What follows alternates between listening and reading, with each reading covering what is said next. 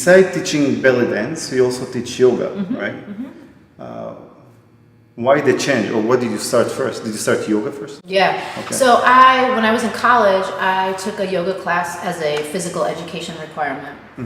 And I'm a pretty energetic person and I have a vivid imagination. And so my brain goes all the time. I was just telling a friend, I feel like my brain is like a computer screen and I always have 20 tabs open. And so when I experienced, and I've never been an athlete. I've always wanted to be an athlete. I ran track when I was in 7th grade and it was horrible. It was so bad. It was bad.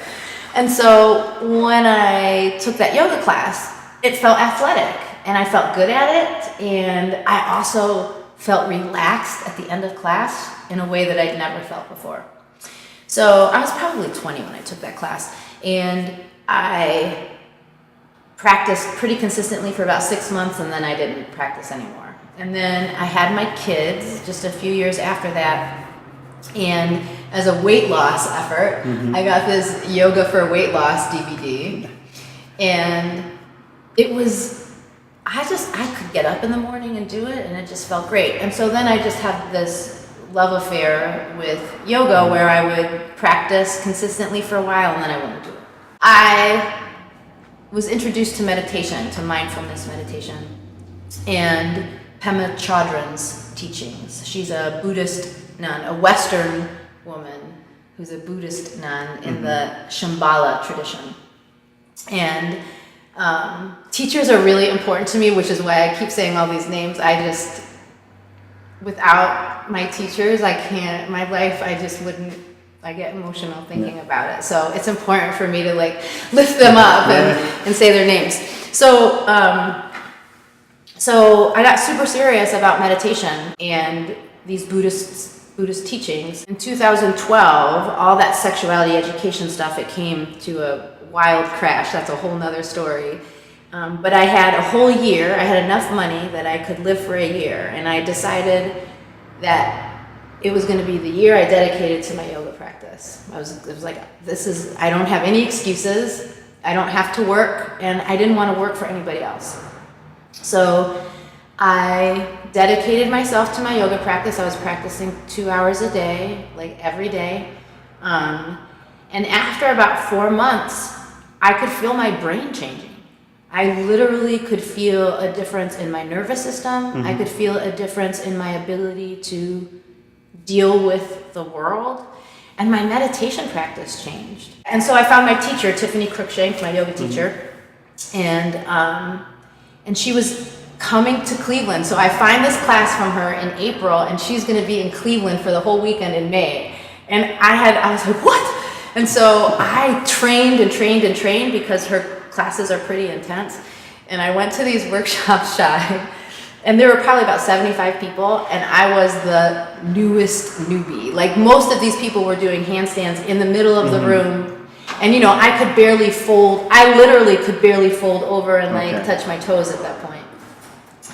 And her attention to detail and the science that she knew, and her attention to alignment and anatomical terms, using anatomical terms in class, I thought, that's what I want to do. What I saw you teach your students not only about just movements of belly dance, but it's funny, it's like belly dance, understanding their own life, and at the same time, they can work on presenting their own showcase. Yes, I have goosebumps. Yes, Shai, definitely. And when you come for my first belly dance class, I sit everybody down and I lay down the rules, which is basically that this is a place where we can feel safe enough to step outside our comfort zone in more than just learning something new, like a dance form, like what you were talking about. It's important for me to create a context for that. It's like, I get to be myself because you get to be yourself.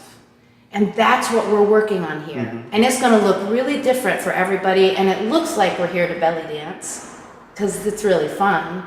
And that's kind of the sugar. That's the sweet. Right.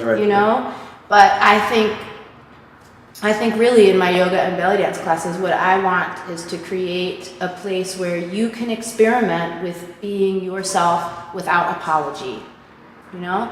It's a beautiful thing. That's how it should be, I think, in every category. Right, exactly. Yeah. But then that means you have to learn how to support others in being themselves, right? And then that's where the feedback comes in because all of our past experiences are so different. I give you the tools to do that, and it works. Yeah. It's awesome. That's beautiful. Yeah, it is beautiful because we don't have to deal with drama. Like we're not in Shangri-La, so occasionally things come up, but I really have almost zero drama in my life or the studio. So we can focus on things like dancing and putting shows on and making costumes and learning new things, you know? Wow, you create your own costumes over here. Yes. There are some of the pieces are purchased, but I would say at least 70% of what we're wearing, we're making. At the performance, the hafla yes. that you had over here, that was like different costumes for different dances, and that was beautiful. And there were those couple, I call them couple. Yes, I bet Megan and Kelly. I think. Yes. They had something like flamenco. Yes. But at the same time, it's like kind of like Irish. Yes. And I was like, this is cool. Yeah. And that's that tribal fusion belly dance style where you really can create whatever you imagine. The tricky part is when you're fusing something, there needs to be a foundation to fuse it to, right? And so what I think a lot of newer tribal fusion dancers get into trouble, especially folks who are only learning from the internet, is there isn't the initial foundation. So what you saw was a perfect example, because they're my students, was a perfect example of belly dance, my style of belly dance, being fused with that flamenco and that little bit of Irish style, right? But it was clear that what they were doing was belly dance. Yeah. And that's what I love, because, you know, I think I did 4 dances, and I did 2 hip-hop oriented belly dances. I did the drum solo with you, which was pretty traditional. And then I did that really cool Agnes Obel piece called Red Virgin Soil, which was more electronic. Okay. And that felt like more like a modern dance, sort of belly dance piece. It had some tribal in it. Yes. Some of your movements were really like African tribal stuff. Yes, yeah. And some of the festivals I've gone to over the last 10 years, summer music festivals or drum festivals, I've been lucky to be able to study with some folks from West Africa, and I got to, you know, do like 2-hour workshops where you get to learn some movements and things. It's just so fun. Yeah. Yeah. Cool. Well, right now we are located where? The Hive Embodiment Education Center in Elyria, Ohio, on Cleveland Street. So this is a new space for us. Is 100% a result of the community of people who support the studio, who support my teachings, and family. People rally. I'm always just shocked by the support that I receive from the community and the people around me. I think you deserve it. Oh, from everything I saw, it's like, from the first time, this is like, yeah, you deserve it. There's not something that someone is trying, like, yeah, I want to do something, but it's not that. No, with you, it's over 100%. Like, this is, I think, one of the best places, or the best place in the area that someone can go to and not only learn about belly dance, but learn about life and learn about themselves and learn how to do their own shows. And yes, exactly. Yeah, and eventually, I believe that eventually some of your students are going to end up having their own studio. I believe it too. Yeah, and probably each one is going to have their own style and their own thing. Yeah, which is it's amazing. so true. And you know, that's what makes your community not the community. It makes it a family. And that's what makes it great. So if someone wants to contact you to get to know where are your shows or how to join your classes, how can they approach you? So my website is ElyriaHive.com, and that's the website. So you can access our Facebook page from there as well. There's a real-time live calendar on the website as well, and you can email me there. You can also contact me through my telephone, which is 440-225-1833. And my email address is Elyria, Elyria, ElyriaHive@gmail.com. This is something I was wondering. Okay. Did you ever try to, because it's so different, that's what I'm wondering, Yeah. and we both love this genre. Yeah. Did you ever try to choreograph belly dance show in a way to reggae, like roots reggae? So, if you've been to any of Carlos Jones and Plus Band shows, you know that I am always belly dancing to the reggae. Okay. I love roots reggae. I actually love I love good reggae just in general. But there is something about roots, and there's this honesty and there's this connection that the music creates. Right. And I feel like I can belly dance to anything. If you put on something, I'm gonna figure out a way to dance to it. And so, yes, I actually have thought about it. Actually, I was listening to a Damian Marley song on Sunday, and I was thinking, oh, this might be the one. But yes, I have considered it. But I also feel like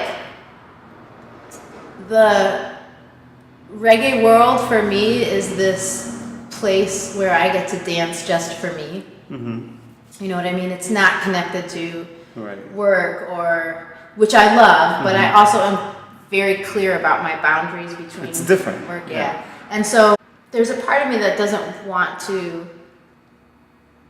It's like I want to keep it all to myself, as if I could keep it to myself. I know what you mean. But but there's definitely a part of me that feels like I just want to be able to wiggle around to it and not create something. But I do think about it often. This is cool. Yeah. I've never seen anyone do belly dance to reggae. Well, besides you. Yeah. I know. It's cool, isn't it?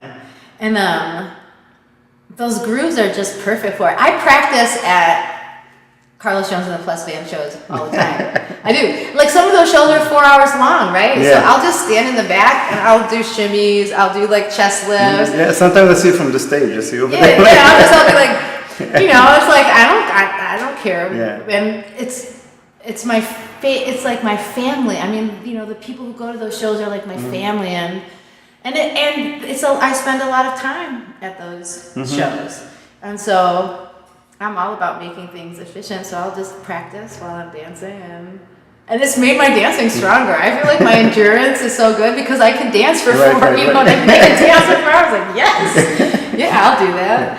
Cool. Okay, so now we're at the point that we're supposed to go to Facebook Live, but unfortunately, we don't have time because she has a class to teach, so we won't do it this time. Eventually, hopefully, sometime in the future, we'll end up doing this. Yeah, maybe if we see each other at another show or something, we can do a quick Facebook Live. Yeah, we'll see. Yeah, that would be fun.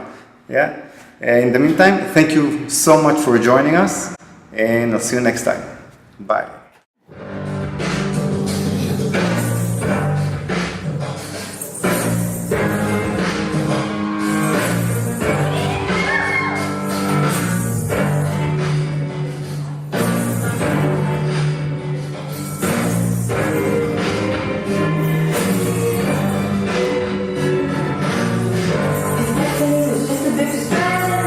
So we both get into small build chain. Rise down and try to buy the things you need.